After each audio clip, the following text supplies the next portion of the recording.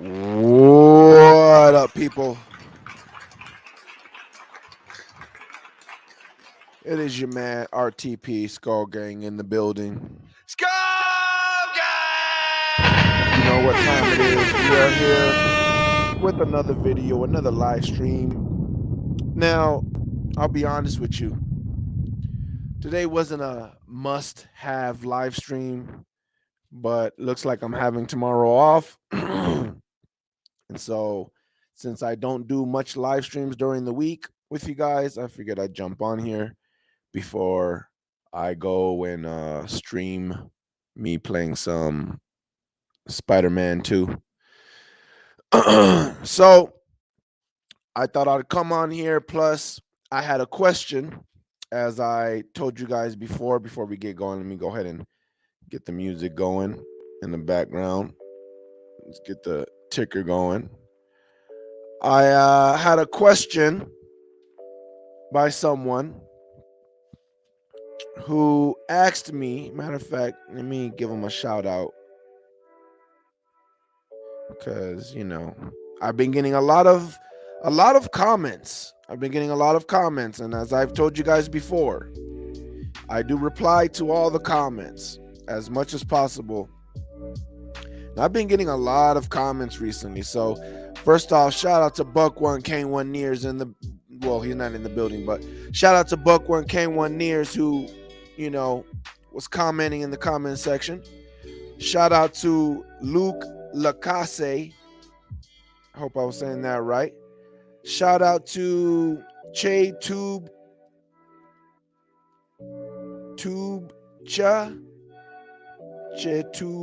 I don't know how to. Chetubicha, I don't know how to say that, but shout out to him. Buck Crazy, shout out to Buck Crazy. Shout out to Justin C. Shout out to Rashad West.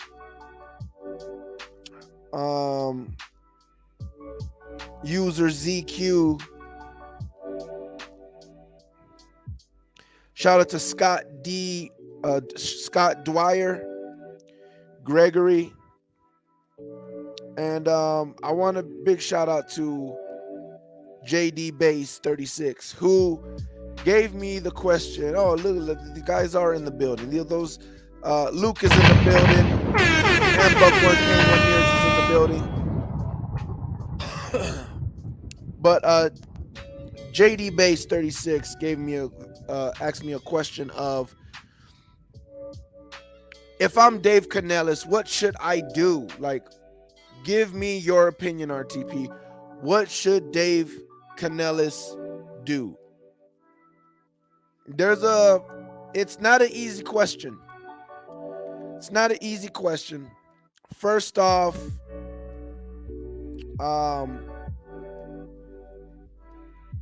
you see the title of the stream here. Should we tank for Kyle Trask? What I'm asking there is, should we? Well, obviously you do. Obviously our players are not going to do that. I'm not saying that. Obviously our coaching staff's not going to do that. What I'm asking is, you guys as fans, if you could, would you rather win ugly, have an ugly win with Baker Mayfield, which means basically the defense won the game once again and we look terrible offensively? Would you rather win a game like that helps us keep Baker Mayfield, or would you rather us lose this game against the Bills and that allows us to go with Kyle Trask? And I'm not saying that's what's going to happen, but I'm asking, would you want that to happen? Would you rather lose the game if that means that we're going to have Kyle Trask the rest of the season, or would you rather win ugly? In other words, would you rather win the game, but we're still looking at Baker like, yeah, this is not a good offense. This is not working.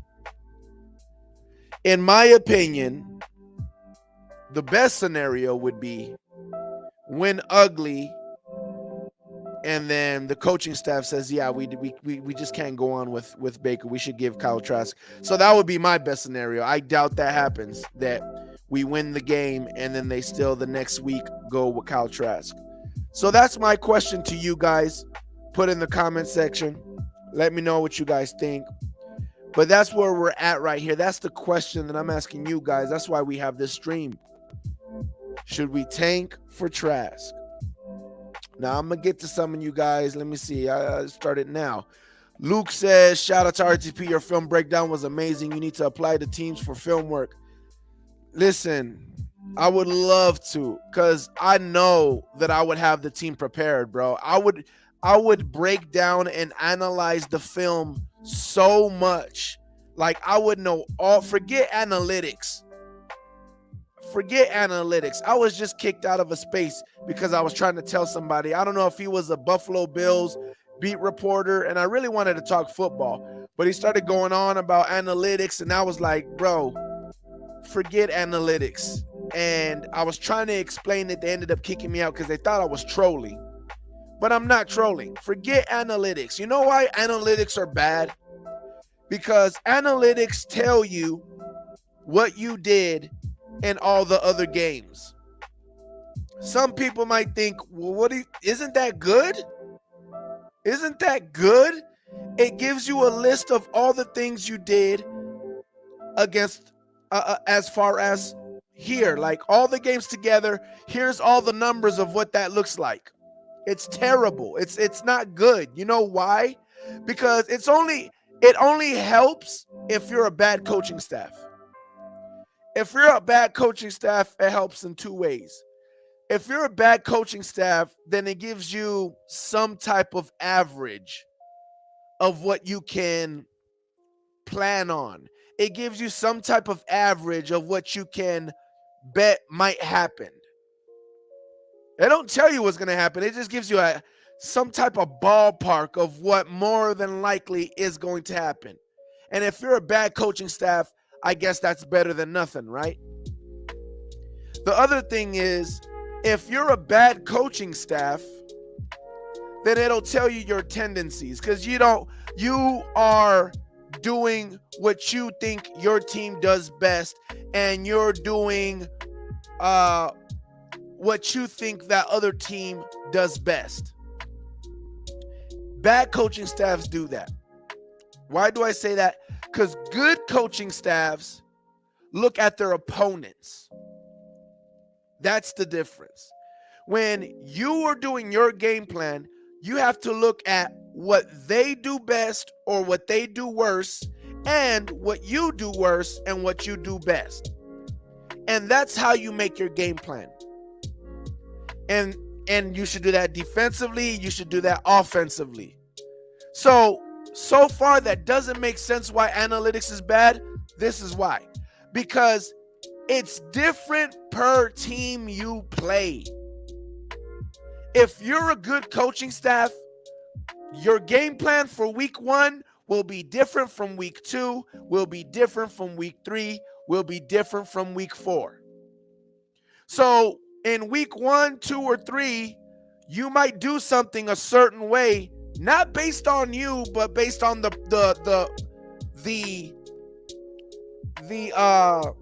opponents that you have. So the analytics is taking down notes of what you're doing, but you're not doing that because that's what you like to do. You're doing that because it's the best game plan against that opponent. That is why analytics just gives you a ballpark. It don't really, for a good coach, a good coaching staff, you need to go to the tape. Go to the tape. Don't go to no PFF. Don't go no analytics. Go to the tape.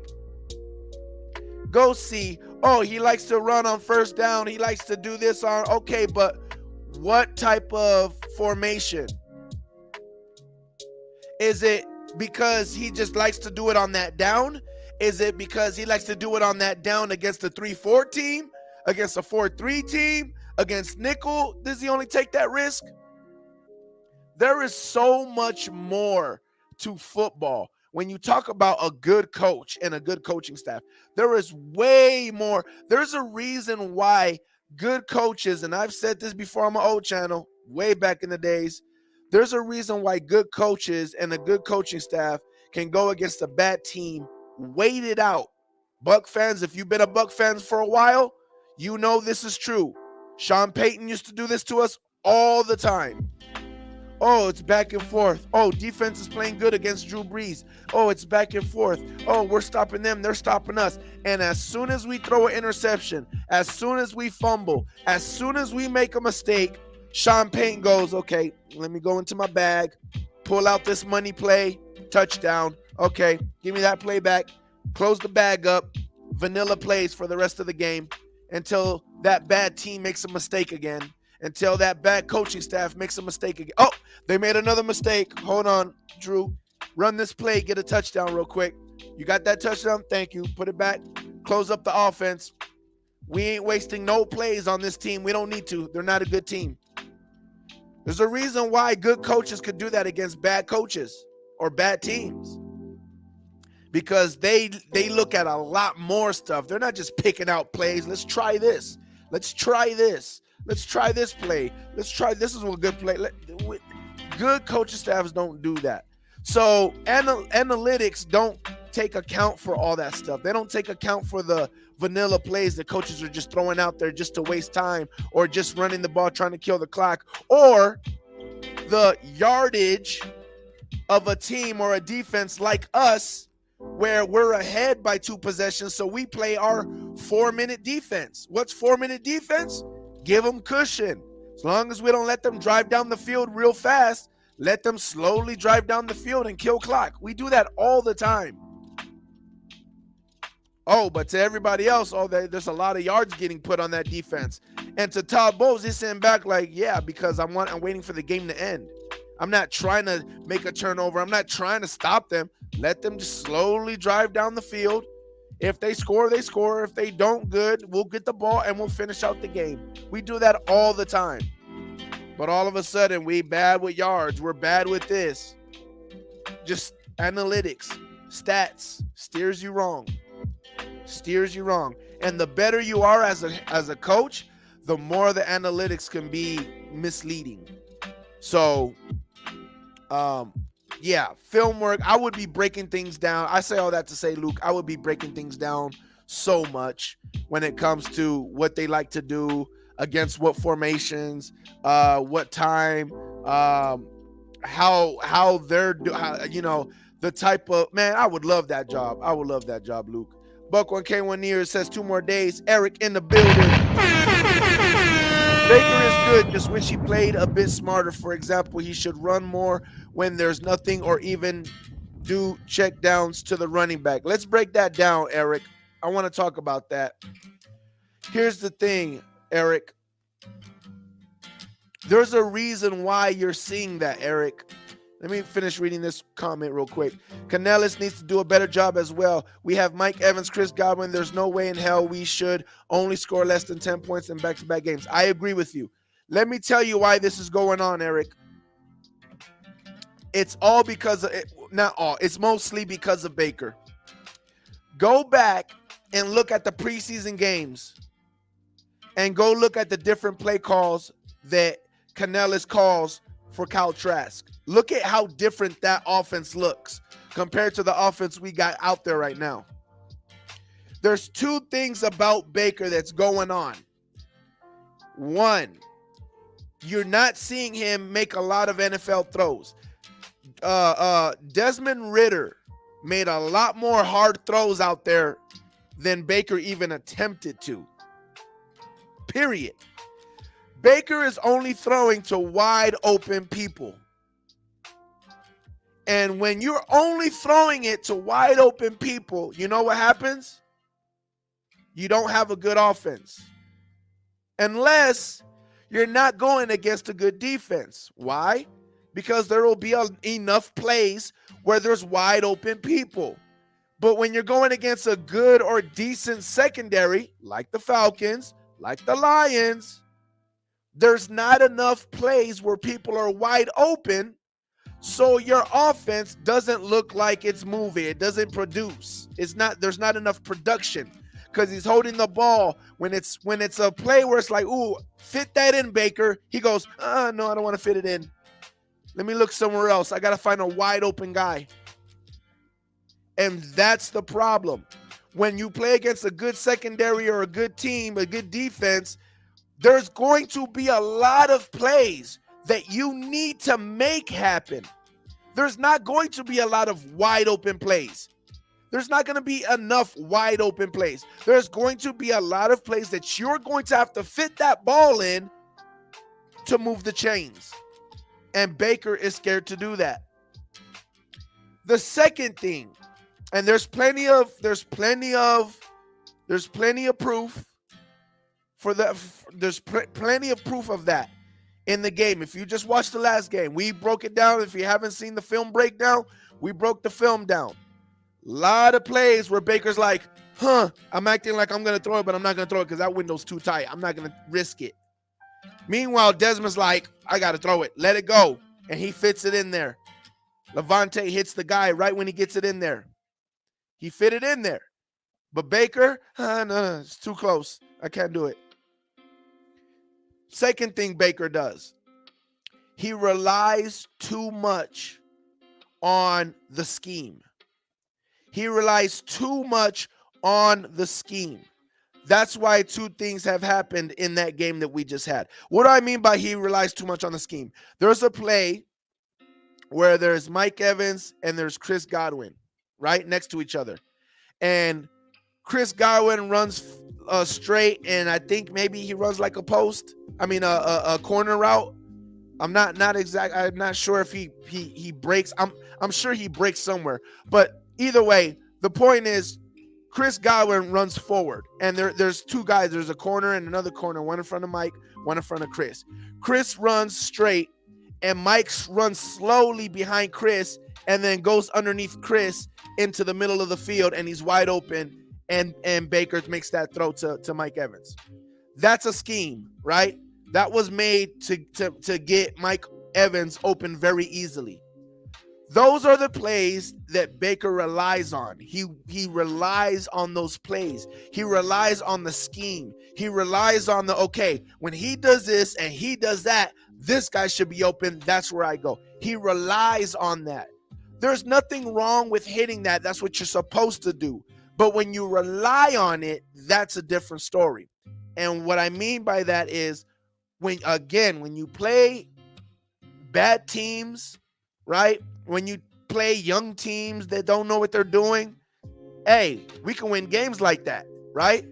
If you remember the second year that Todd Bowles was here, and what our players were saying, if you remember, what was our players saying that second year Todd Bowles was here? We know the defense. Now we're trying to learn how offenses are trying to attack us and route concepts. When there's 3 wide receivers, what is that offense probably, because obviously we don't know, but what is that offense probably going to try to do? How are they going to attack us? What route concepts can they have out of this three weapons or 3 wide receivers on one side? And again, year 2 is when our team started talking about that and started talking about we're trying to learn that. And the reason why I bring that up is because that proves right there that there's plenty of defenses out there that are just playing defense. They're just, I know the playbook. I know this is my zone. They're not being coached up. They're not watching tape together like we were and saying, hey, when there's 3 wide receivers, there's a routing concept right here that they might do on you. They're not knowing all that stuff. They're just out there playing football. They know the playbook. They know what zone they're supposed to be and where they're supposed to be at, or they're playing man. There is a lot more undisciplined. There is a lot more unprepared defenses and players in the NFL than we realize. We all think, oh yeah, our defense, of course we watch tape. Of course, it's not true. When Todd Bowles started coaching over here with Bruce Arians, right away we felt the difference of our players feeling like they understood where they were supposed to be, what they're supposed to do. They started understanding, not just knowing the playbook, they started understanding why they're supposed to do things. We've had so many years, so many defenses with Mike Smith, with Lovie Smith, all these different defenses, and we try to simplify things, and it just seemed like there were just guys out there just playing defense. But then Todd Bowles comes over here, and all of a sudden, guys are learning route concepts. Guys are learning how offenses are trying to attack them. Guys are watching film together. Different type of team. And believe it or not, there's not a lot of teams like that out there. There's not a lot of defenses out there that know what they're doing. They're just playing defenses. And we could get away with it against those teams. But against teams like us, against obviously teams like the Lions, like the Falcons, who got veterans in the secondary, right? They got veterans over there. Simple routing concepts we're not going to get all the time. So when Baker's looking for that simple route concept and it's not there, now Baker has to go through the progression, and that's when he's slow. That's when it's like, throw it, Baker, throw it. Now, Eric said, Baker is good. Just wish he played a bit more smarter. For example, he should run more when there's nothing or even do check down to the running back. We've seen Baker check the ball down. We've seen Baker run with the ball. We've seen Baker go through his progression. We've never seen Baker do those things at once. It's always one or the other. What do I mean by that? When Baker checks the ball down, check the tape. When Baker checks the ball down, He's looking for the route concept. It's not there. Check the ball down, and it goes. When Baker doesn't have a route concept and he's asked to progress and go through the reads of the defense and try to read the defense after the snap, he doesn't even think to check the ball down because he's busy like trying to figure out, what am I looking at? What am I looking at? He doesn't go, okay, it's not there, not there, not there. All right, check the ball down. He's like too invested in trying to do one thing. He can't do it all. You don't ever see him go, okay, not there. Let me go through my progressions. It's not there. Let me take off running. It's always one read, and then he'll take off running, or one read, and then he'll check it down. And most of the times when he checks it down, we're like, man, he had so-and-so open. He had a nice play down the field. He had a 10-yard play. He had a 15-yard play right there. It wouldn't have been an easy throw, but that play could have been made. But instead, he takes the check down, and it's like, people don't get upset because they get 5 yards, 6 yards, and I'm like, okay, you can't be too mad. At least they got something from it. But we see that a lot. But then when we're like in the red zone, or it's like something important like a big third down, and you got to try to get the first down or the touchdown, and he's like, okay, I got to try to go through my progressions because we got to have this play.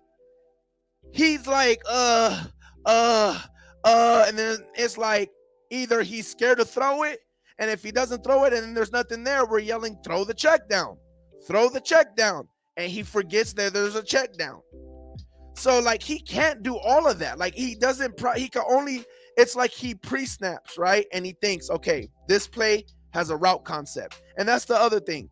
All plays can't have route concepts on all of them. Like it's not just easy route concepts all the time. Sometimes you got to just have your wide receivers run routes, and you just got to throw somebody open. So when it is a big route concept, it's like, okay, that's what I'm focused on, the route concept. He pre-reads the defense. Okay, the route concept should be open. Hike it, and he'll wait for the concept to work. Hit it. If it's not there, he'll check it down. Sometimes they'll call the play. Okay, I got the concept down. Pre-snap, reading the defense. Okay, you know what? The defense that they're in, the route concept is probably not going to work. So that means I have to go through my progressions and look at and watch my other receivers and see when they get open. Hike. No one's open. I can't fit that. Check the ball down. Sack, or he tries to run or throws it away or something. Should have just checked the ball down. You were going through your progression. Now check the ball down. Like he doesn't process all of that at the same time. It just doesn't work. Val in the building. It's time. It's Trask time.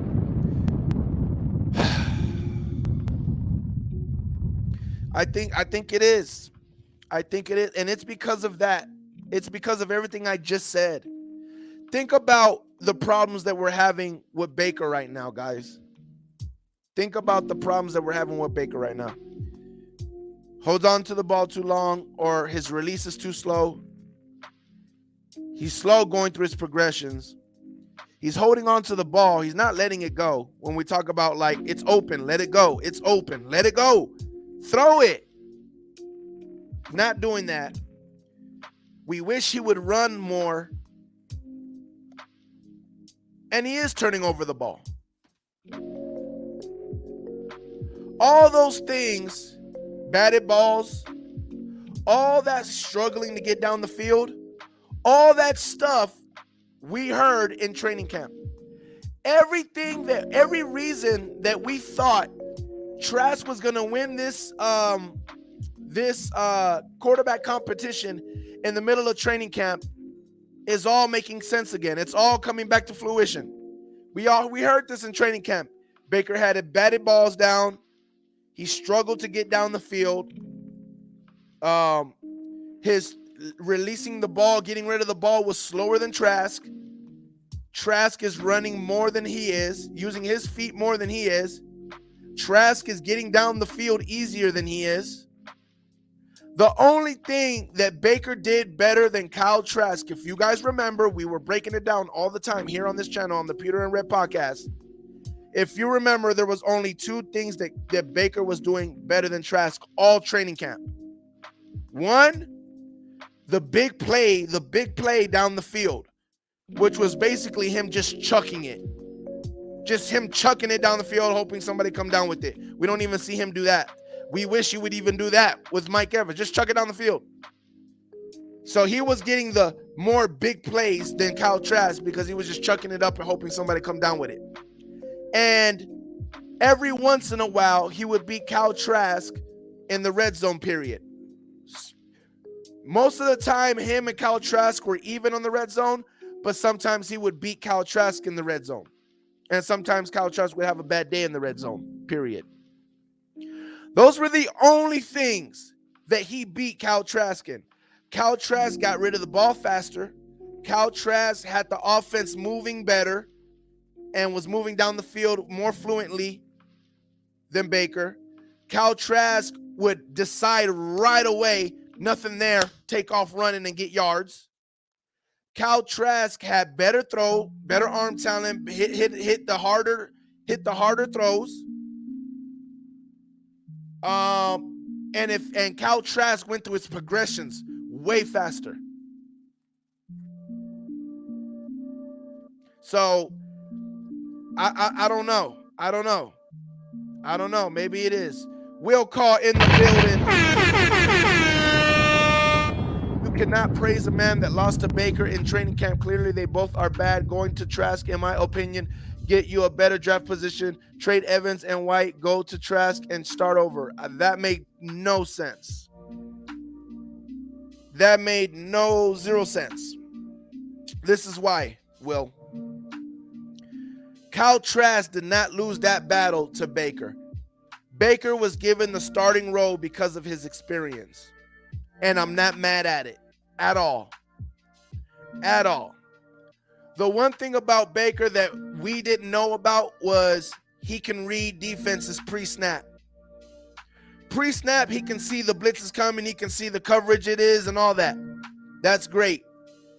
After the snap, he gets nervous. It's hard for him to kind of see the field after that. The only advantage he had was pre-snap and having a veteran, having experience. That was it. He didn't beat Trask in anything else. Going to Trask, in your opinion, to get a better draft position, that's the point. There's no need to trade Evans and White. That don't make no sense. Keep the team. That way, when we get what we need in quarterback, whether it's Trask, whether it's the draft, we can hit the ground running. I do not understand, why do we have to, like, if we're rebuilding or building our team up, why do we have to let go of Evans or anybody else? That does not make sense to me. How does that make sense? Why would we get rid of Evans when having Evans and Chris Godwin would make it easier for any rookie quarterback? Do you not see what's going on with the Panthers and Bryce Young? Bryce Young is struggling in the NFL, and it doesn't help that he doesn't have a true number one wide receiver, that is.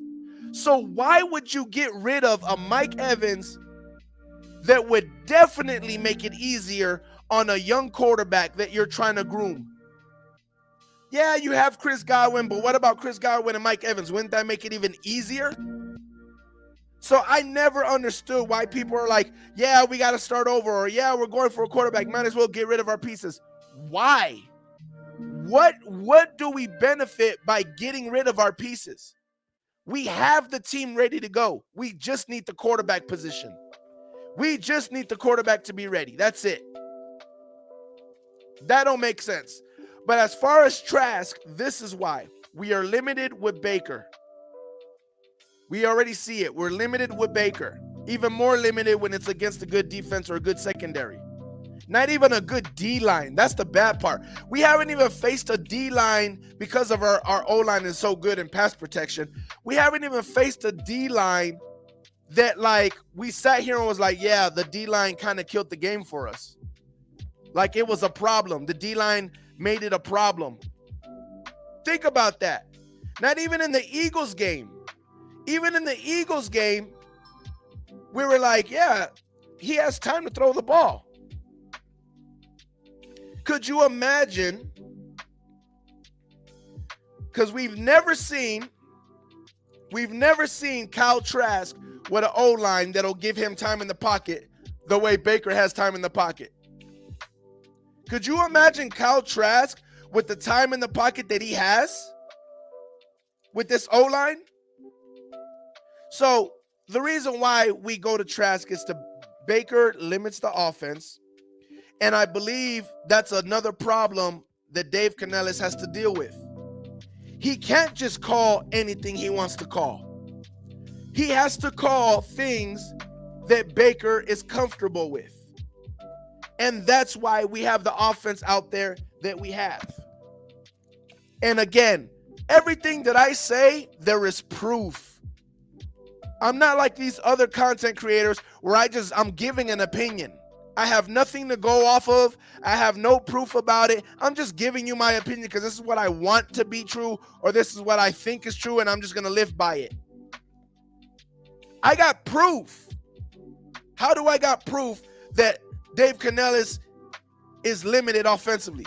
Again, go look at the plays he was calling with Kyle Trask and look at the plays he's calling with Baker Mayfield. Kyle Trask, it looked like he opened up the playbook easily.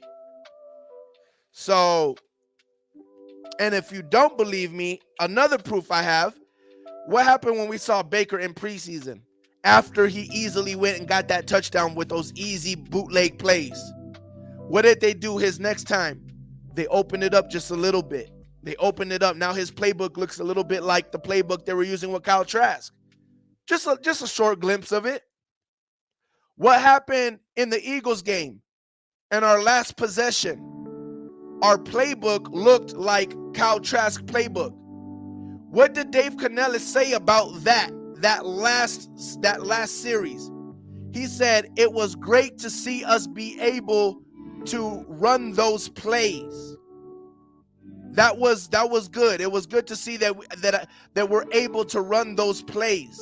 That's what Dave Canellis was saying, which means that he hasn't been trying to run those plays because he's not sure Baker can run them.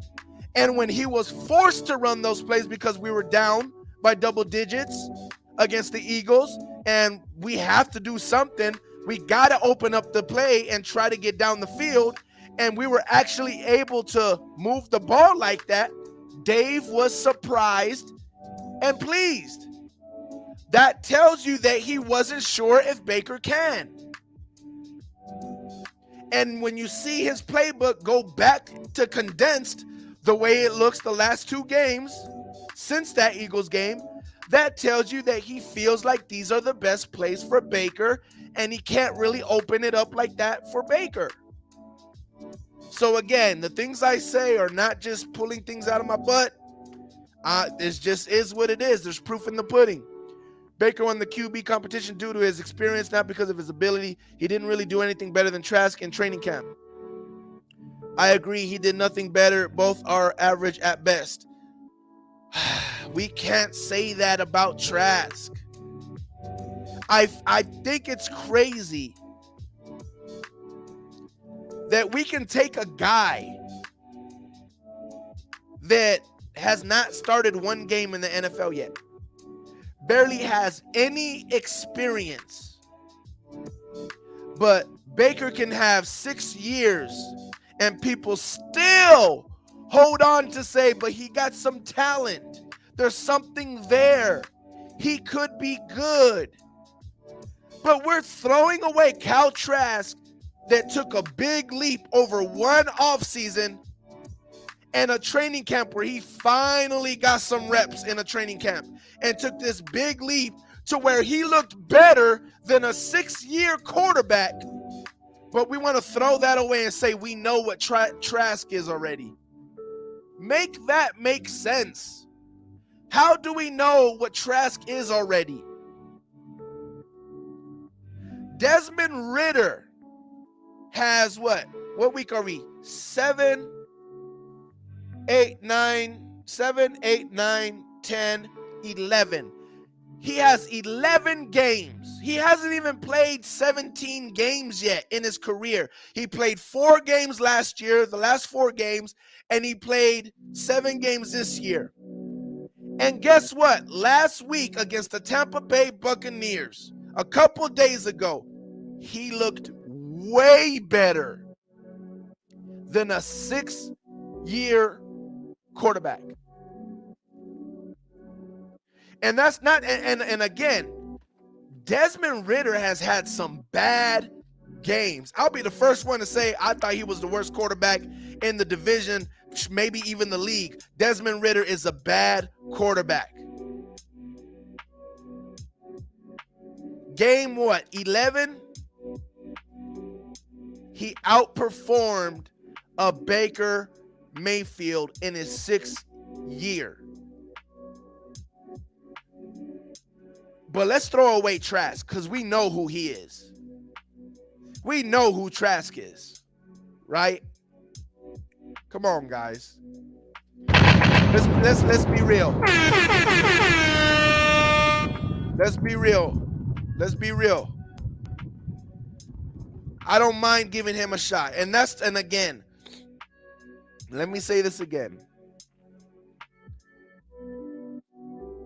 Will we win the division if we ended up with Trask? I don't know. We find out.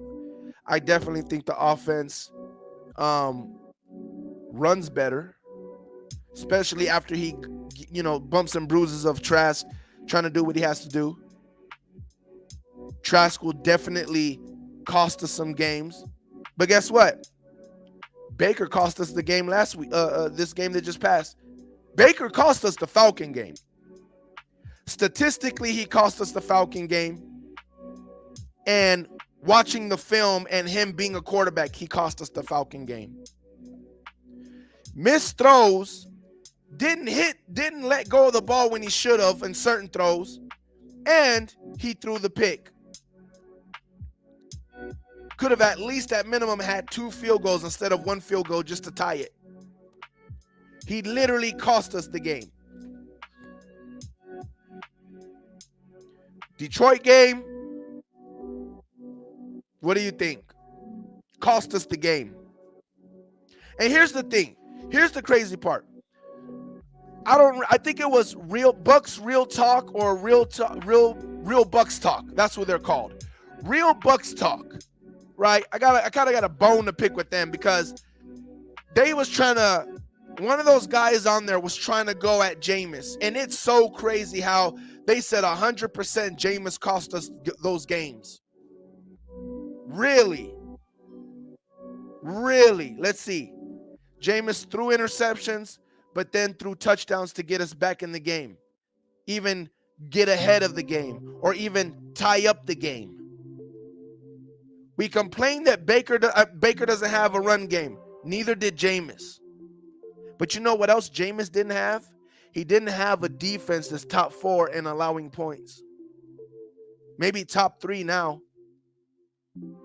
Jameis didn't have that. Jameis didn't have a defense that held teams to 17 points and under. You give Jameis that defense, he's winning 12 games. Easy. So we got to stop sitting here and acting like Baker is not the problem. Baker's a big problem. He threw an interception when we were in. And again, I'm not an interception guy. I've said this many times, especially when we had Jameis. I don't mind interceptions, especially if you're throwing all the way down the field trying to get a touchdown or you're just giving a Hail Mary or whatever. I don't care about interceptions. The only time I care about interceptions is if when you throw an interception to put them in field goal range or put them in a position to score points, or you throw an interception to take away points from us. And that's where Baker's been doing. We're in field goal range. He threw an interception, not letting go of the ball, missing Chris Godwin when he should have been letting the ball go on the touchdown to win the game. Didn't get Chris Godwin. Go to the Lions game, missing players down the field. Should have had at least three touchdowns. Missing players. Should have had Mike Evans. That could have been another touchdown. Ball gets batted. They get interception, and puts them in a position to get points. Talk about the Saints game. We're in scoring range. Throws an interception. Talk about the Eagles game. Throws an interception. Put the Eagles in range to score points. All these mistakes, and you know what's been going on? The defense covers his butt. Throws the interception to the Saints when we should be scoring points. Gives the Saints the ball. What happens? Antoine Winfield gets the ball right back. Then we score. Right before the half, throws the interception, gives points to the Eagles. What happens? Defense gets the ball right back for him.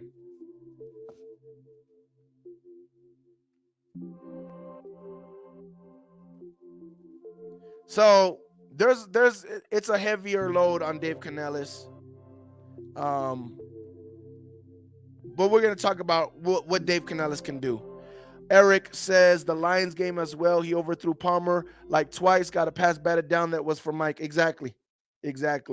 So let's talk about Dave Canellis. We know what Baker is. We know what the limitation is.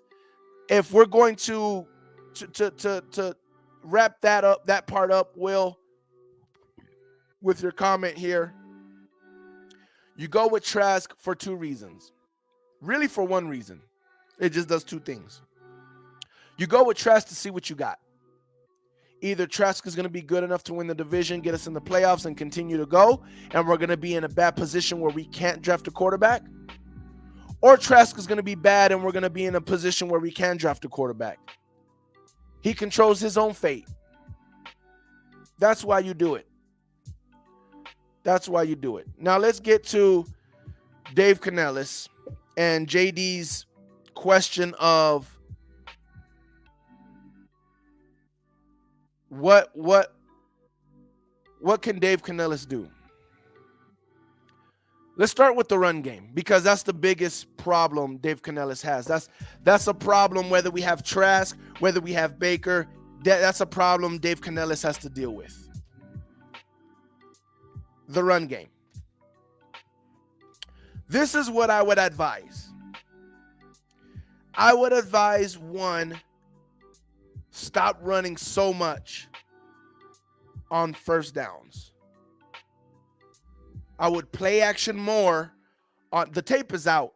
You love running on first downs. Tape is out.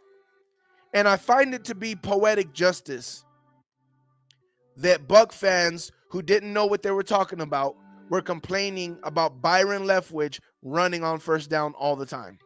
Being predictable, running on first down all the time. Then you find out Byron Leftwich was one of the least offensive coordinators who would call a run on first down. But they had to find something to pick on Byron Leftwich.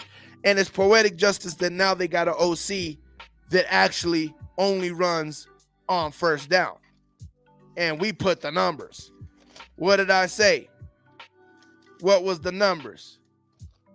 20 plays. Out of 20 plays, only 4 of those 20 plays were not on first downs. That was last week. Or the, what's it called game? The Falcons game. And then the Lions game, 15 times. Out of 15 times, 5 of them weren't on first downs. So yeah, he likes to run on first down. So the number one thing he needs to do is stop running so much on first downs. Do more play actions on first downs. Check the ball down to a tight end. You know what I'm saying? I think we need to do that with the tight ends a lot more, because there's a few things that we're seeing when we try to run the ball. One, we like to be in heavy personnel. We don't always run the ball. Sometimes we run the ball in 11 personnel, but we love to run the ball on 12 personnel. So When you see us running the ball in 12 personnel, those outside linebackers, those inside linebackers, they, especially on first down, they're just coming through like they don't believe we're gonna pass it, like they know we're gonna run it. They're just blowing up our tight ends. So let's do some more play actions on first downs. Not only that, when we're in 12 personnel, we should be having a lot more play actions where the tight end is falling into the flat or some tight ends doing some crossers in the middle of the field. Don't necessarily have to be a bootleg, but they're blowing up our tight ends. So let's do some play actions on first downs. Let's get some more tight ends running, doing crossers and hitting the flats to make some easy throws and use that as us running the ball on first down and get ahead of the chains. Make it 2nd and 7, 2nd and 6. Easy right there. Now on 2nd down or 3rd down, you can run the ball. You could even play action again if you want to. But that's what we need to do. That's one. Number 2, let's run the ball in more 11 personnel. That means, 1 tight end, 3 wide receivers. Let's run the ball with 4 wide receivers. If we spread the defense out, our O-line, who to everyone thinks is getting punked in the run game, that's a lie. We watched the tape. Not even Hainsey, not even the interior. Nobody is getting punked. The tight ends are getting punked. The only time our O-line is looking bad is when we're asking our guards to run around the other way and try to crack block somebody else. Trap block, whatever you call it. That's when we look like we can't block and don't know what we're doing.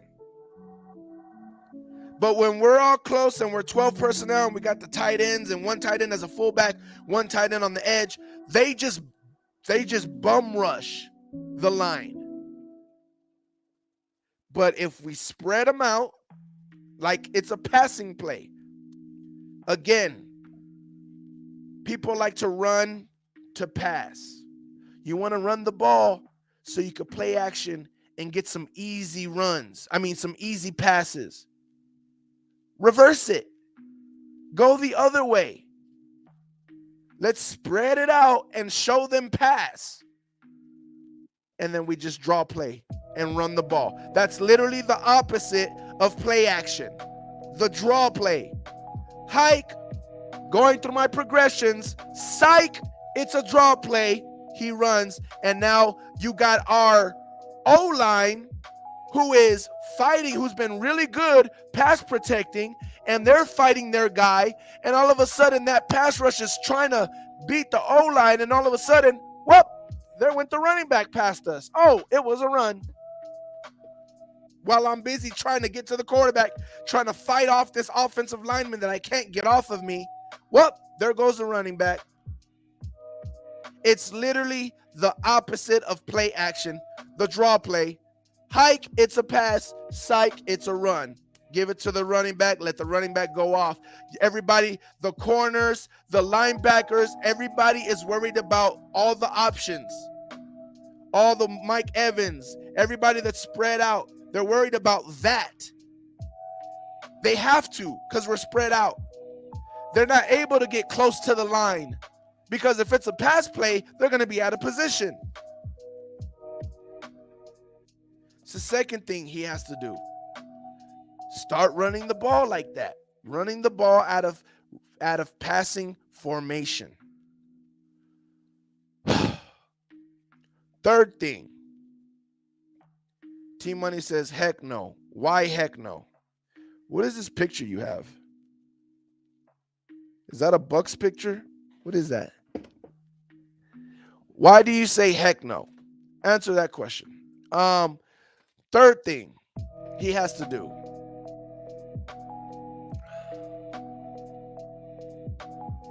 I think he just has to let Baker go. He just has to let Baker go. What I mean by that is he got to treat Baker like he has to stop protecting Baker so much. He's going to have to throw Baker out there and say, listen, if you throw a pick, you throw a pick. But this is the play. He has to stop, okay, well, just run this play. If it's not there, then, no. Spread them out. We got to attack the defense. We're playing so passive. We got to attack the defense. We got to be aggressive. We can't call plays saying, okay, Baker, hopefully the defense lets us run this play. Hopefully the defense is doing this. And if the defense is doing this, then we'll be able to do this. This is what you need to do. Playing passive. Let's play aggressive. This is what I want you to do, Baker. We're calling this play. That's going to be there. And if that's not there, then that's there. That's being aggressive. Attacking a defense. I think the defense is going to be in this coverage, and that's how you attack them. And if it's not that coverage, then attack them this way. Let's attack defenses.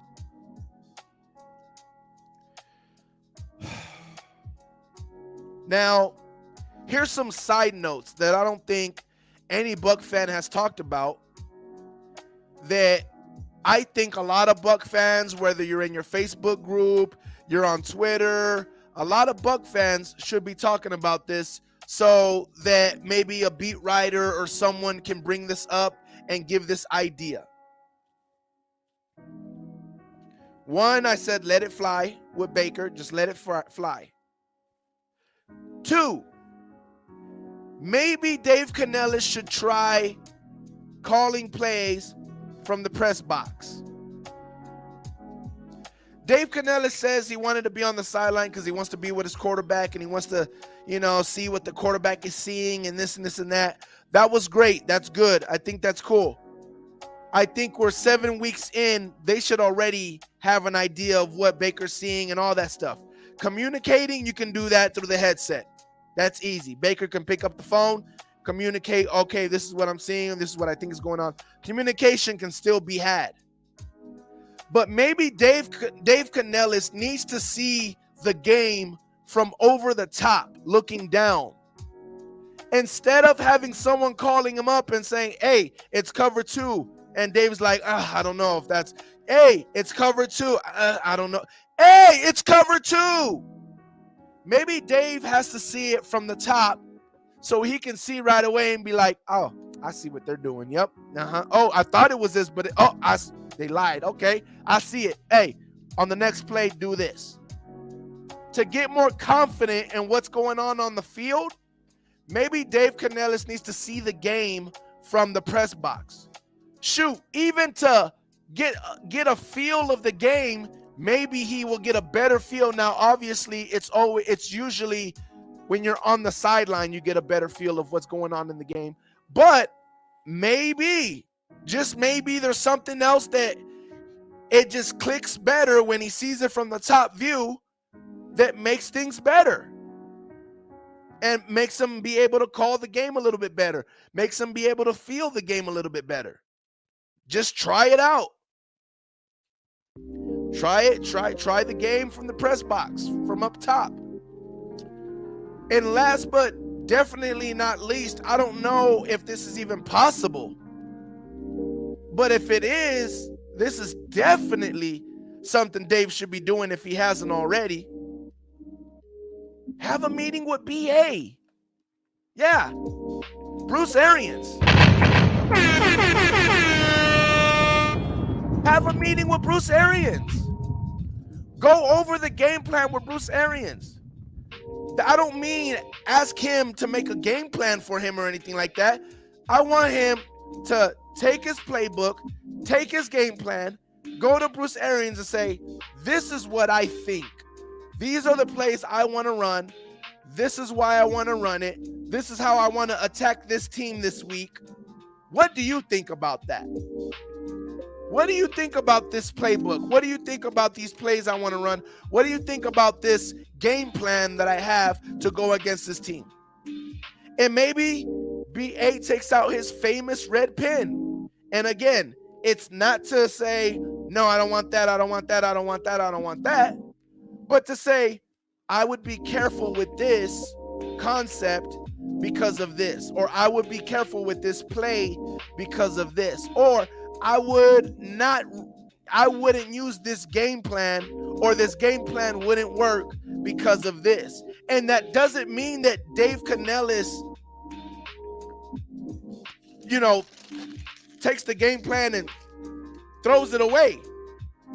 It doesn't mean that he does that, but he can have the notes and continue with his game plan and his plays, go to the game, and as the game goes, maybe he'll see what Bruce Arians is talking about. Maybe it'll that's why he was right about this, or he was wrong about this. Okay, I see why that's a problem. I didn't understand when Bruce was saying that this could be a problem, running this game, running this offense, whatever it is, game plan against this team. But now that we're doing it in live bullets, I can see what he's talking about.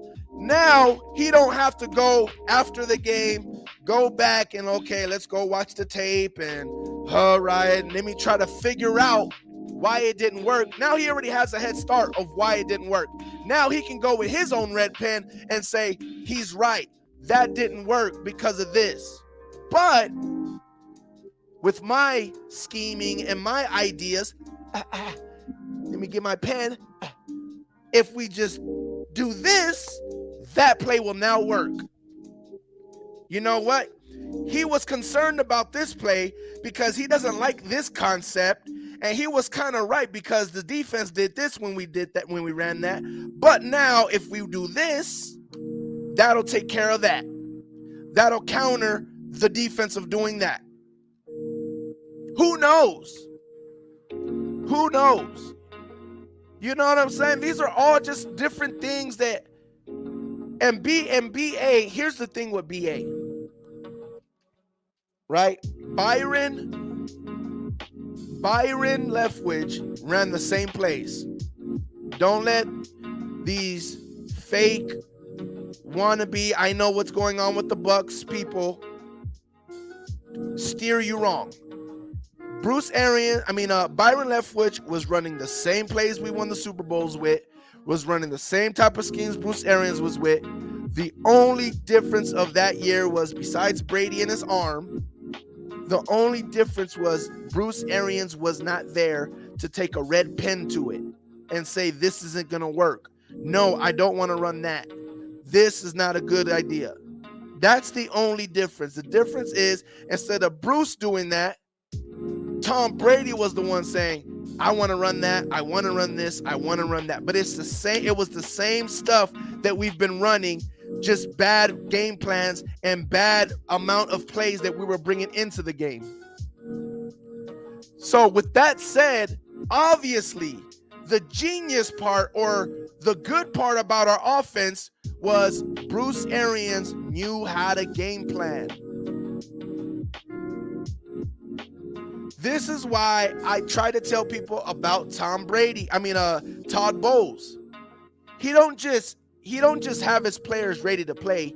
He comes with a good game plan against that other team. He knows how to come with a good game plan against that other teams. And we've seen games where the game plan was like, dang, Todd Bowles just completely missed this game plan. We've seen games where our defense just looked like ain't nothing going right. Everything we try, the opposite team has a perfect counter to it, or we're just not, we missing it. We're missing it. And it just looked like the game. And I've come on here and said it. We just had a bad game plan, to be honest. It was just a bad game plan. We've seen it. We've seen what a bad game plan is and what a good game plan is.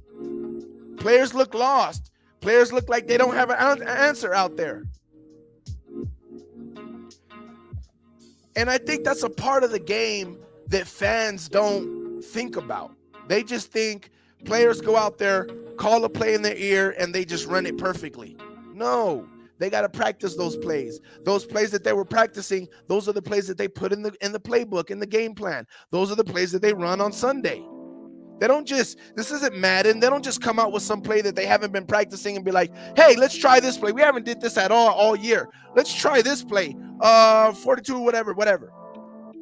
That's not football. That's not what they do. They're running plays that they've been practicing because they put that in the game plan because that's what they want to try to execute against the other team. So why not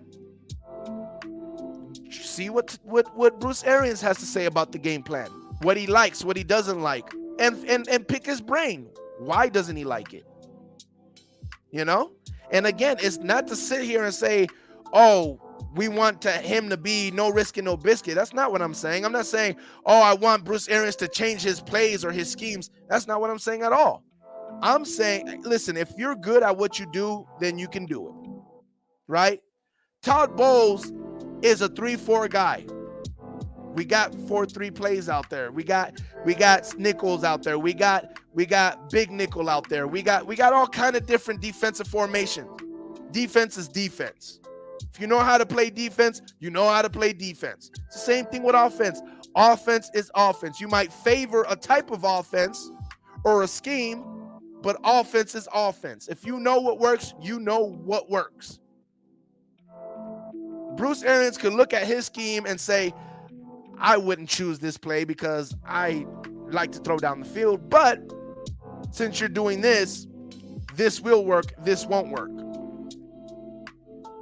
It could happen. I mean, I got some people watching this video. I mean, you agree, you disagree. This is not a channel where, you get banned if you disagree. If you think I'm wrong, convince me. I don't want to see, if you can convince me, I will let you know you convinced me. I'm not going to sit here and talk wrong if you convince me that I'm wrong.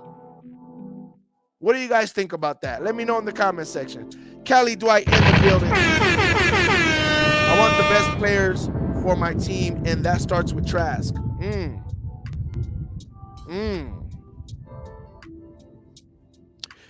I'll say this again. I completely understand why we started Baker. And to be honest, it was the best decision. Not just for the team, it was actually the best decision for Trask. Period. Put it like this. If this was Trask, we wouldn't, if Trask has started for us and we've had the same games that everything's been going on right now, and I'm here making this video right now with you guys, I would not be asking you right now, should we tank for Baker to be starting? And the reason why I wouldn't be asking you that is because the media would have been on that already after the Lions game. They would have been asking if it was time to go to Baker. And then Trask goes and pulls a game like this with the Falcons. Oh, everyone would know that Baker's coming after this Bills game. Everybody would know that Baker's coming after this Bills game. So that's why I said not only was it the right move for the team to start the season with Baker, it was actually the right move for Trask to have to come in and not start, because we were going to go through some hardship. And not only that, but Dave Canellis is trying to figure things out, and I'm glad that Trask doesn't have to deal with that, even though he still might have to if it's time for him to come in. But he wouldn't have been given no pass the way people are trying to give Baker a pass. And not only that, but it was the right decision for Todd Bowles. Todd Bowles would be looking really bad right now. Right now, Todd Bowles would be looking really bad. If he went from Trask to Baker, it would look like Bowles. How dumb was that decision, bro? Everyone knows you should have started with Baker. Who knows what your record would have been right now? That was a dumb coaching move, Bowles. But since he started with Baker, now he can go to Trask, and it doesn't seem like a dumb move. It's politics. It's politics. But we're here now. We're here now, and we'll see what happens. We'll see what happens. Eric says we got to extend drives as well. What I mean by that is that on third down, it should be Mike Evans or Chris Godwin. That's it. Put the ball in the hands of our best players. I agree with you, Eric. I agree with you. But that's kind of the problem. That's kind of the problem. It shouldn't be. But it's kind of the problem for two reasons.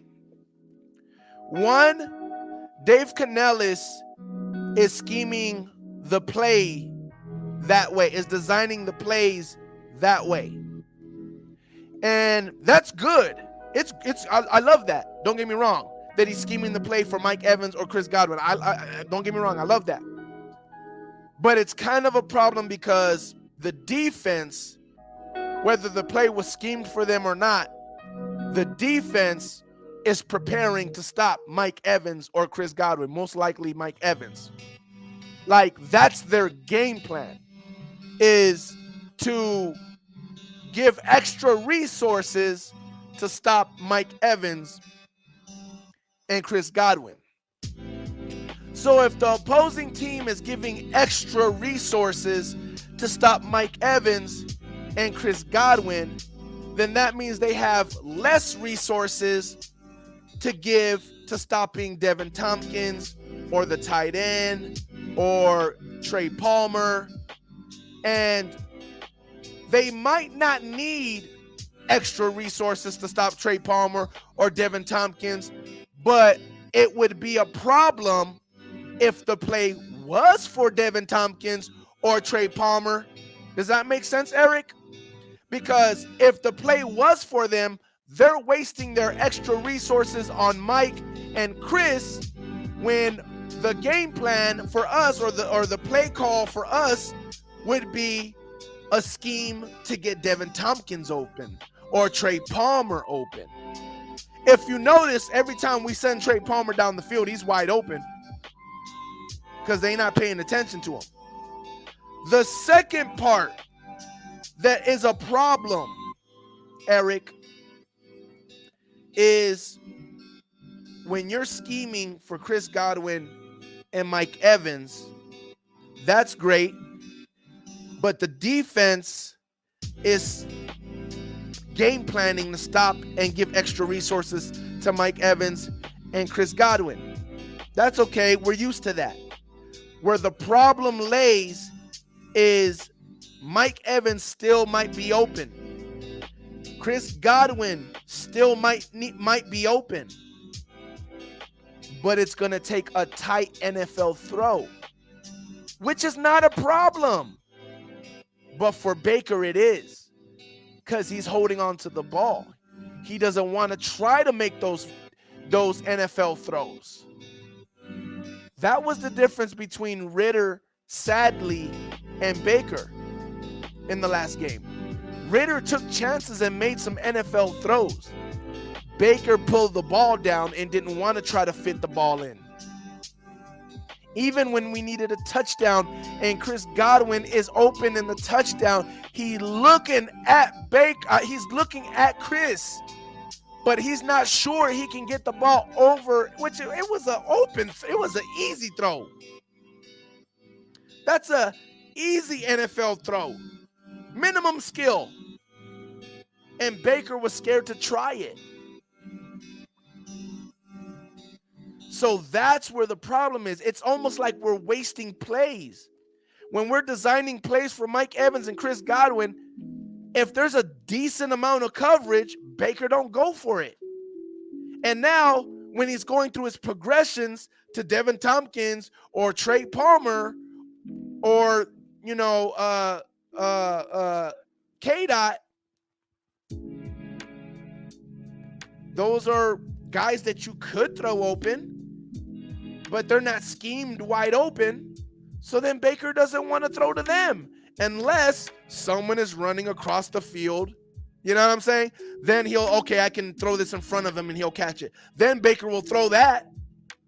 But anything else, if they're sitting down, if it's a post route, corner route, whatever, he ain't going to try to fit it in. He's not going to try it. That's why we're limited. That's why our offense is not rolling, because there's too many plays that needs a quarterback to make an NFL throw for us to continue to move the chain, and Baker is scared to make the NFL throw. He is scared to try to fit that ball in. Real OG in the building. What up, RTP? What it do, Real OG? A milli in the building. We need more speed at receiver and at running back. I don't think so. I have to disagree. And the reason why is because Mike Evans takes the top off. We've seen Trey Palmer several times take the top off. We've even seen Chris Godwin take the top off. It's been a long time since we've seen Chris Godwin take the top off. And we've seen twice Chris Godwin take the top off. And I'm not sure if Devin Tompkins has that type of speed to take the top off, but it was in the Eagles game where if Baker throws the right type of throw, I mean, he missed Devin Tompkins completely in the Eagles game, but if he throws that ball the right way, that's a touchdown. That's a really big play touchdown. So it's not necessarily like we got plenty of players that are getting behind the defense. We just don't got the quarterback to hit it. We just don't have the quarterback to hit it. Just don't. Michael in the building says, LOL, y'all lost to a superior team. Now y'all talking about tanking. Haha, just a week ago, you said you was the only good team in the division. I still believe we're the only good team in the division. Just to inform you, Michael, we're not talking about the season. We're not talking about tanking the season.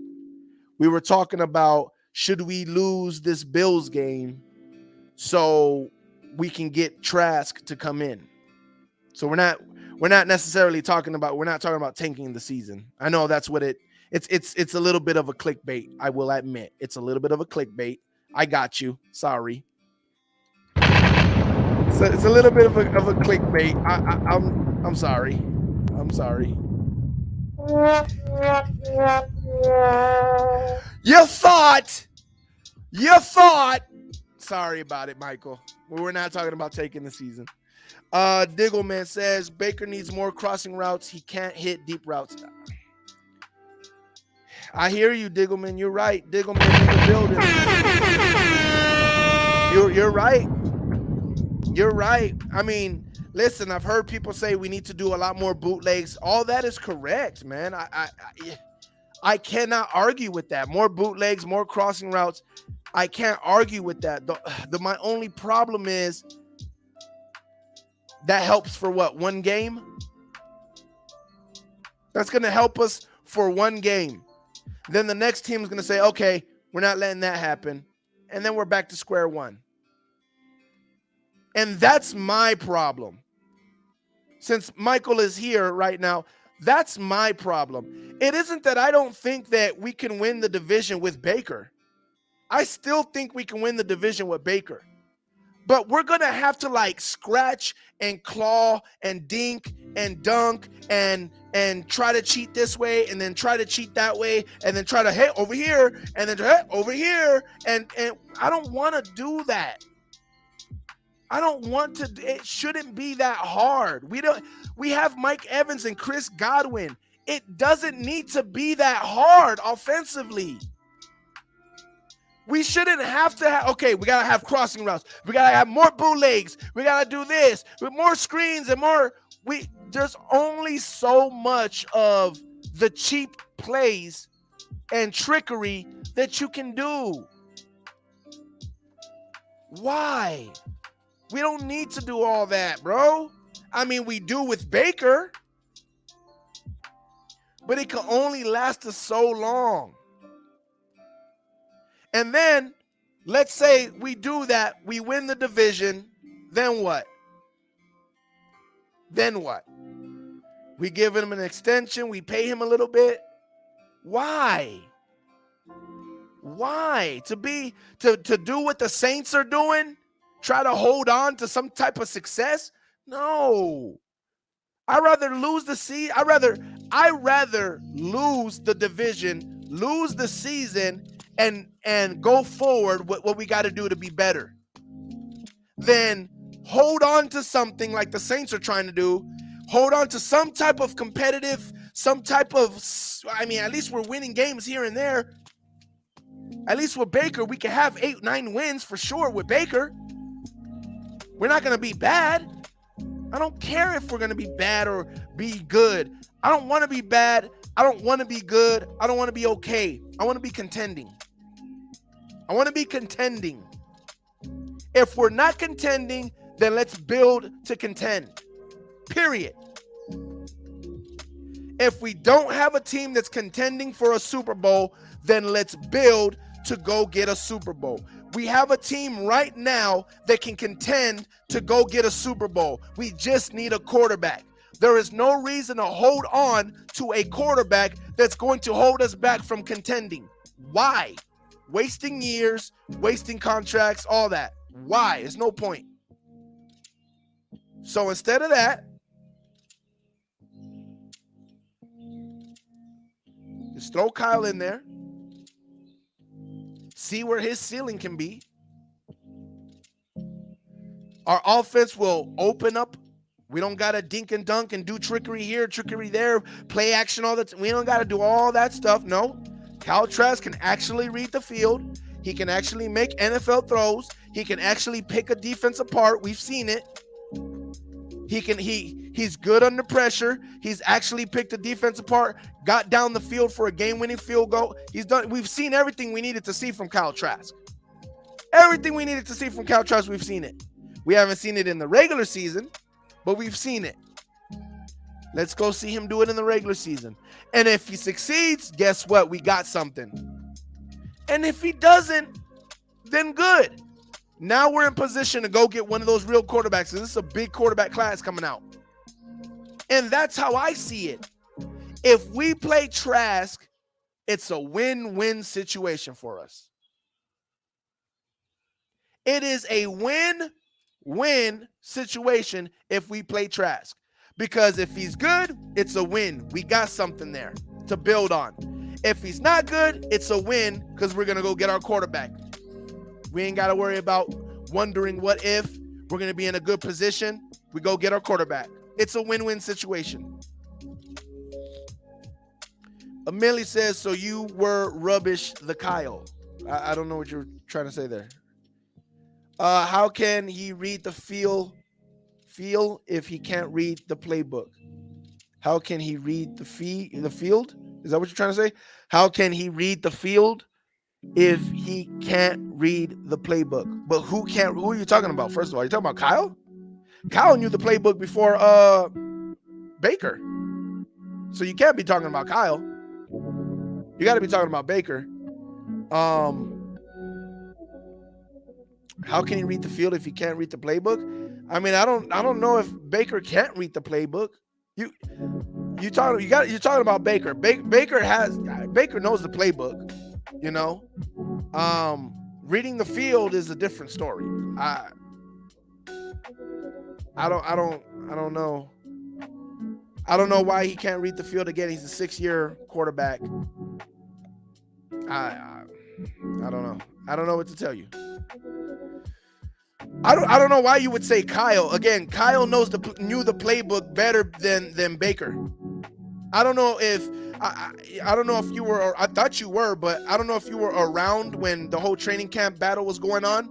But we broke that training camp down all day, every day. We were on it. We were on that training camp battle, and even Dave Canella said it. He was surprised. He would be calling the play, and Kyle Trask would finish the play. Kyle Trask knew the playbook, so I don't know where you get the, if he doesn't even know how to read the playbook. I don't know where you get that from. But Dave Canellis was very impressed with Kyle Trask, and that was a big thing where they said that Kyle Trask would be in the huddle, Dave Canellis would be calling the play, and in the middle of the play, Kyle Trask would literally finish the play that he was saying, and it impressed him. So I don't know where you get that whole Kyle doesn't know the playbook situation. But again, listen, there's nothing you can say bad about Kyle Trask, man. There's nothing you can say. The only bad thing you can say about Kyle Trask is he's inexperienced, and that's okay. Like, you got to start somewhere, bro. Like, listen, again, people tend to forget that man was a Heisman Trophy finalist, and he was a Heisman Trophy finalist as a quarterback in the pocket. A Heisman Trophy finalist because of his arm, not because he can run the ball and get yards plus his passing. No. Strictly because of his arm. That man was a Heisman Trophy finalist. Oh, but he had Kyle Pitts and he had Tony, whatever his name is. Okay. And here he got Mike Evans and Chris Godwin. Let that man ball, bro. Let that man go. Let that man go. We gotta stop sleeping on him. We just gotta let it happen.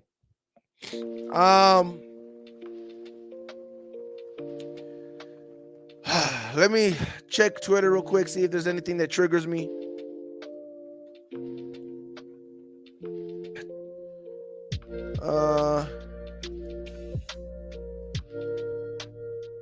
Anthony Richards surgery. Says that Rachaad White gives the offense versatility, receiving on the backfield figures. Here's look, I don't care about that. People complaining about the referees.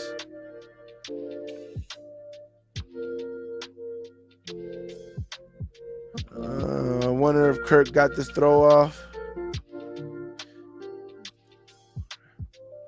Y'all saw Kirk Cousins do what he did against the Niners? Told you. With no JJ.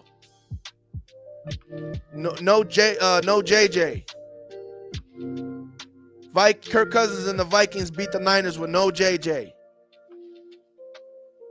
But RTP don't know what he's talking about, though. When I'm talking about tears. Let's see. What is this? The Mount Rushmore of all-time NFL wide receivers, according to Deshaun Jackson, Jerry Rice, Deshaun Jackson, Randy Moss, and Marvin Harrison.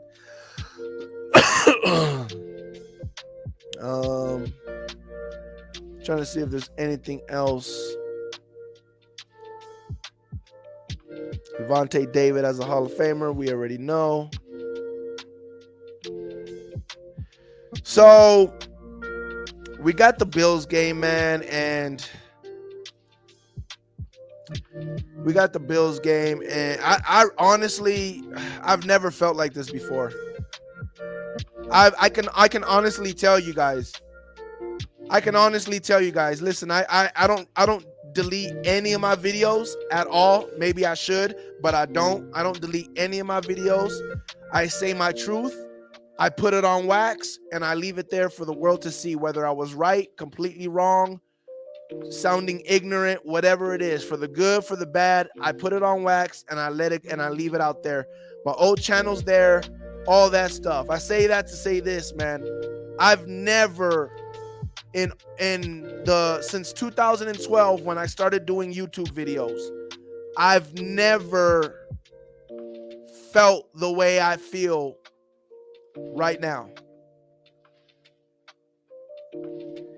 And that is the feel of like conflicted. I feel conflicted. I honestly do. I've never felt conflicted. And I feel conflicted right now. I feel conflicted right now. Even when we had Coach Schiano, and I wanted to lose so we could get rid of Coach Schiano, deep down, I was like, yeah, I know I say I want to lose, but once that game comes on, I don't want to lose. Like, just win. You know what I'm saying? Like, I've never felt conflicted like this. And it's because it's more than about the season. I think that's why this confliction is so strong for me. It's more of this. It's more than the season. It's not. I've said this before. This season means nothing to me. Besides bragging rights, this season means nothing to me. From the beginning, from training camp, I already knew this season wasn't going to be nothing to me because of the situation we're in and what we're trying to do. And that was before we got Baker. It wasn't like we got Baker and I was like, okay, the season means nothing. Before we got Baker, I knew what we were trying to do. So because of that, the season was like, it's a mulligan type of season. Like, it's not, it is what it is. Whatever happens, it doesn't matter. But because it was a win-win situation. And now with Baker being our quarterback, that win-win situation is in jeopardy. That win-win can turn into loss-loss. So I'm conflicted because it's not about this season. Like, and that's what's making it hard for me. Because if it was just about this season, if I cared about the season, then I'd be like, hey, if he wins, then keep going, keep going, keep going. I said that in the beginning because it was the beginning. And the beginning I felt like was a hard road in the beginning. And if we get a lot of wins in the beginning, I ain't mad at that at all. And if we do get a lot of wins in the beginning, then hey, let's see what the limit is. Play it out. Play it out. If Baker's winning, hey, keep playing them. Play it out. I want to see what the limit is. Let's take it as far as we go. And once I see what the limit is, I'll make my decision. And we've come to that road. We've come to the limit. And I've made my decision. I see where we go. I see the heights of what we can do with Baker. And I could be wrong. We could hit another level with Baker. But I'm usually not wrong. And I feel like I'm not going to be wrong here. And I feel like I already know. And this is the limit. And we've came to a stop. We're at a crossroad. I feel like the rest of the NFL has now enough tape to now a lot of teams, whether they got really good defenses or not, are going to be able to slow down Baker. I think everyone is starting to see what to do now. I think the tape and enough tape is out of the scheme and Baker in the scheme. And I think it's time to pivot sooner than later. Eventually, we're going to pivot because this is not us. Who we are under Baker, it's not us. And the team knows it. Shaq Barrett said it in the press conference. He said, we're not this team. This is not us. Losing 2 in a row, this is not what we do. This is not us. The team knows it. Now, obviously, the team's not putting it on Baker, but the team knows this is not what we are capable of. This is not what we do. And soon Todd Bowles is going to feel it and know, yeah, this is not, I like Baker. I like the kid. I like his moxie. Everybody likes everything about him that's not about the football on the football field. But as a team, he's not driving the team the way I need him to drive this team. Offense is not being driven the way it needs to be driven. And the pivot will be made. The switch will be made eventually. But if we want to save this season, that's one. And if we want to give Kyle Trask a true amount of games to say, okay, we think we know what he is. People talk about Desmond Ridder. And they should have got another quarterback. And I even said, yeah, they should have drafted a quarterback. And I think it was Red Swarm that told me we only had 4 games with Ritter. They wanted to see what Ritter is. And I said, I completely understand. That's why I never really made it a big deal. Because if you're it's actually the move. No matter how bad Ritter looked in those 4 games, and I was the first one to clown him and say he looked terrible, was one of the worst quarterbacks, it's still the right thing to do is to continue with him and let him grow a little bit and see if you can actually see his ceiling. And after the game that they just had against us, it's looking like the right move. That's not to say that he is the guy now, but they just saw another glimpse. They just saw another level. Passing wise, yeah, he fumbled the ball 3 times, but those are stuff that can get cleaned up with confidence. You know what I'm saying? That you ain't got to worry about that. But passing wise, as a quarterback, they saw another level that was like, hey, can he consistently stay on that level? So that's my thing. If we make the switch to Kyle Trask, I don't want to make the switch to Kyle Trask when there's only 4 games left. And then game 2 or game 3 and then game 4, we see something of a glimpse. And now we're like, well, I don't know. Those last 2 games was kind of good. I don't know. I want give me a half a season. Give me a half a season so we can say, yeah, I think we know what his limit is. I think we know what his ceiling is. And then we can go into the draft confident knowing what we got to do. So that's my take. That's how I feel right now. That's where I'm at with it. It is very hard to believe that my coaching staff is on that level. And not only that, but the fact of having Dave Canellis as a first-time OC, I think makes it harder for my head coach or even my OC to turn to my head coach and say, hey, we got to make a trade. We got to make a switch. Because I think that OC, the first-time OC, is going to take a lot of responsibilities and put it on himself instead of saying, maybe I just need a better quarterback. So that's going against us as well.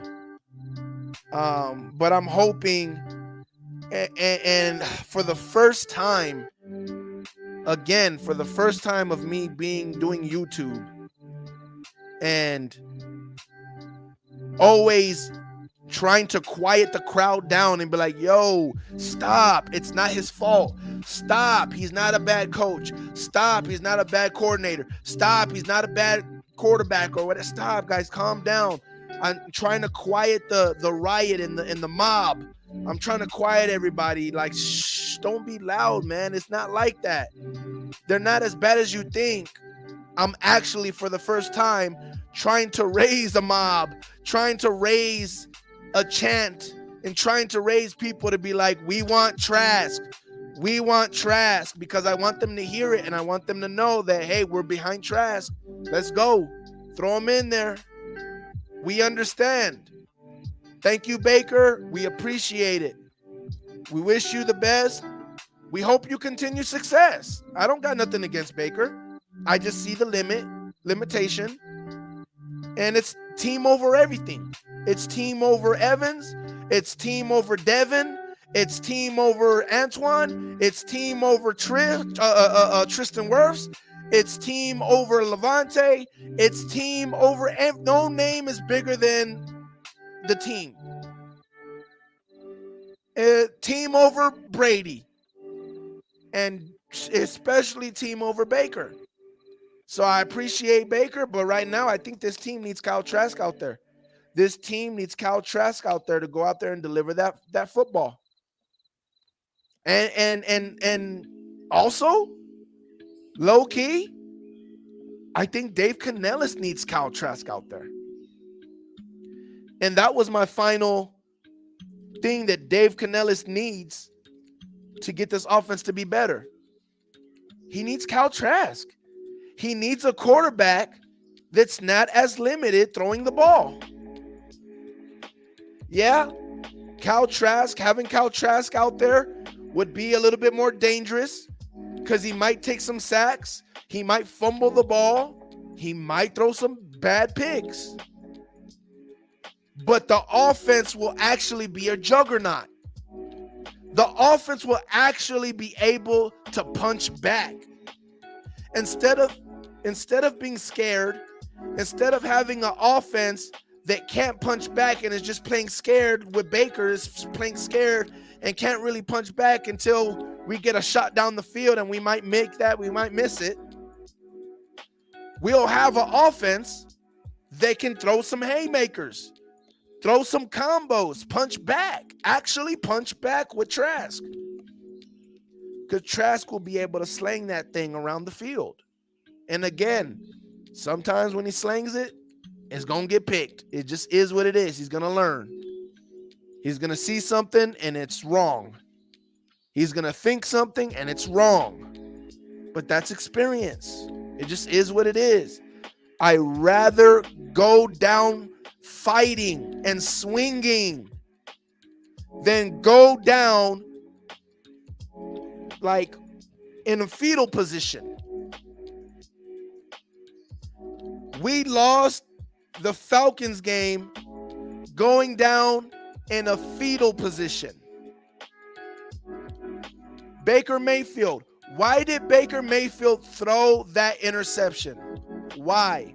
Because according to the scheme, that should have been an easy open play. Again, another sign that Baker's not reading the defense after the snap. The play is designed to do this. He should be open. Not because I see it and I know I can fit it, but because that play design is there and I know that homeboy is doing this, so he's going to be occupied here, so this route's going to be open. He thought that safety was going to be occupied and that route was going to be open. Safety didn't occupy that other route. He stuck with Cade Otton. Cade Otton was completely covered. He still threw it. Why? Because the concept was perfect for what they were looking like. The concept of that play was perfect for the pre-snap he was reading on the defense. That's why he threw a pick that looked ugly like that, where it was like, bro, what was he seeing? He was completely open. He wasn't seeing anything. He never sees anything. He sees pre-snap, knows what the scheme is, and if that pre-snap read is perfect for what that scheme is going to expose, he throws to that pre-snap read. And that's exactly what he did there. Cali Bucs is in the building. Trask is not going to happen, and how the competition went down should tell you that. Cali Bucs, you was here that whole time, bro. We told you what happened with that competition, Cali Bucs. You know the explanation. Baker did nothing better than Kyle Trask. He won that job off of experience and experience alone. That is it. That is it. You know that, Cali Bucs. You know that. You was here that whole time. Now, as far as saying Trask is not going to happen, you could definitely be right about that. You could definitely be right about that. Like I said, you could definitely be right about that. Val says Trask is coming. Don't you feel that storm brewing? It is what it is, man. It is what it is. Well, it's been an hour and 44 minutes. It's your man RTP Skull Gang in the building. Skull Gang! You know what time it is here on the Pewter and Red podcast. We broke it down. We talked some good football, man. That film breakdown, man, it just opened a lot. And listen, I was hesitating. I mean, it was hard for me to do some film breakdown because of how much work was going on. But I was low-key hesitating to watch the film breakdown as well for a few reasons. One is when things are going good, I don't want to break any film down and get any negative in me. Because, again, when you break down film, it's never as good as you thought. It is never as bad as you thought. So when things were going good, I don't really like to break down film because then I might see stuff that I'm like, okay, it wasn't as good as I thought. And I don't like that negativity. So I like to kind of do more assuming as far as I think this is why it's working and stuff like that. But then we had, the Eagles game, which pissed me off, but it didn't make me sad or, mad, or it pissed me off, but it didn't like mess up how I felt about the team. And then we had the Lions game, and I was like pissed off, but it also affected how I felt about the team, because I was already having question marks about Dave Canales, and then now I started having question marks about, all right, is this the ceiling of Baker? And I started affecting how I felt about the team. And then the Falcons game happened, and I'm like, okay, no, I can't, no. After losing to the Falcons, I was like, no, I gotta see what's going on. I gotta see what we're doing offensively. I gotta see what the problem is with Baker. What's going on? How did my offense look like this against the Falcons? And again, that's not to say that I thought the Falcons defense was trash. I knew that the Falcons secondary was pretty decent when they did what they did to Houston, and they didn't allow the Detroit Lions to score more than 20 points as well. So I was like, okay, I know their secondary is decent. So it wasn't like I felt like we should have been, should have killed them 30 to whatever or anything like that. It wasn't nothing like that. But to struggle the way we struggled, nah, bro. I had to figure out what was going on. Cali Bucs said it wasn't a fair competition, and by the time they gave Trask the job, the playoff chances will be gone. I hope that's not the case. But even if that is the case, I don't care. I don't want Trask in there to try to make the playoffs. I think we can make the playoffs with Baker. I want Trask in there so we can see what we have in Trask. That's why I want Trask in there. It's not that I think we need Trask to make the playoffs. I want Trask in there so we can see what Trask is. So if we got Trask in there, but there's no way we're going to make the playoffs, that's fine. I just want to see Trask in there. Once again, I hope it's not like the last 2 games or something like that. I need like 6 games to tell me what Trask is. That's all I mean, is that playoff chances will be gone by the time they start Trask. So does it even matter at that point? If that's the case, no. Val's over here with all kind of Trask pictures. I feel if the team drops to a losing record, they will heavily consider Trask. That's what I think. I honestly do think that. If we lose the Bills, I'm not sure. But then if we lose again after that, we got to go to Trask. Got to go to Trask. And that's my whole thing is I wouldn't be too mad I wouldn't be too upset if we lost the Bills game and then go to Trask. But if we lose the Bills game and then we lose the next game, which I think it's Houston, I could be wrong. I think it's Houston. Even if we go to Trask after that, I'll be happy that we're going to Trask. But then I'll be like, man, I'll be really upset that we had to lose that many games to go to Trask. Like then I'll be sad about the season. Then I'll be like, well, we just wasted the season. You know what I'm saying? Like, I know the season doesn't matter to me, but now I just feel like we just wasted it. Like now we're like, come on now. You know what I'm saying? So we'll see. Because then again, we could still be, in the same place we're in right now, because, the rest of the division could be losing. So we just got to see how that looks. But yeah, I'm hoping it don't take that many. But I definitely think if we lose to the Bills and we lose to Houston, like, we definitely got to go to Trask after that, bro, no matter what, if the offense is still looking the same. So I don't know. Anyways, appreciate everybody coming in here, man. Don't forget to hit that like button on your way out, guys. Listen, we're doing good. We jumped up to 294 subscribers. So shout out to everybody that's been doing their job and hitting the like button, showing love, man. Share the channel, man. Throw it in your Facebook groups, your Twitter, all that stuff, man. Show some love. Again, shout out to everybody that's been commenting in the comment section when we're not live and just watching the retape of the show.